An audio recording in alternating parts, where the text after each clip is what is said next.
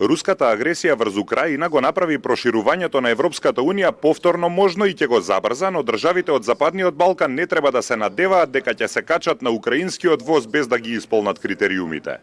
На дебатата со наслов Европа да преживее и да напредува во геополитичкото доба на Белградската безбедносна конференција беа отворени прашањата за иднината на Европа во време кога Доналд Трамп победи на изборите во Соединетите Американски држави, а Русија и Кина го прошируваат своето геополитичко влијание.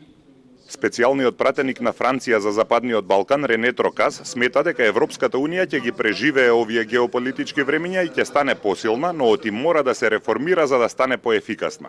Тој вели дека проширувањето на Унијата мора да се забрза како дел од глобалната игра за зголемување на стабилноста во Европа. Тој се залага за големо проширување како во 2004-та, односно повеќе земји, можеби и целиот регион да влезе во Европската Унија одеднаш.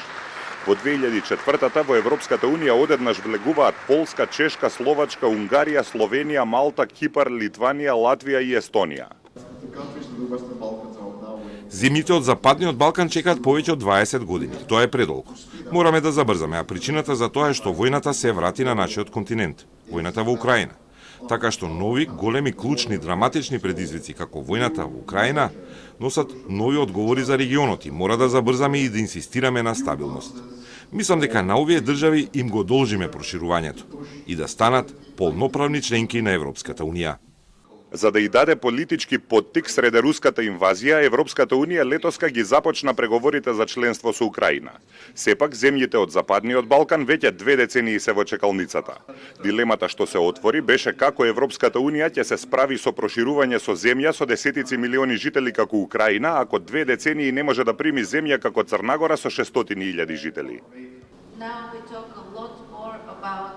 Сега многу повеќе зборуваме за геополитичко проширување наспроти проширување базирано на заслуги. Се плашам дека ова е дилема која не е многу од корист, затоа што им дава погрешен сигнал на луѓето на Балканот дека може да влезат само поради геополитички причини, дека украинскиот воз ќе помине и тие само треба да скокнат на него и не треба ништо да направат. Мислам дека ова е големо недоразбирање. Предизвиците со кои ќе се соочи Европа во предстојните години се евентуалната изолационистичка политика на новиот американски претседател Доналд Трамп. Европската Унија веќе се подготвува за можните трговски војни кои ќе ги почне Трамп. Загриженоста е дека Русија и Кина ќе сакаат да го пополнат вакуумот што ќе го остави американскиот изолационизам.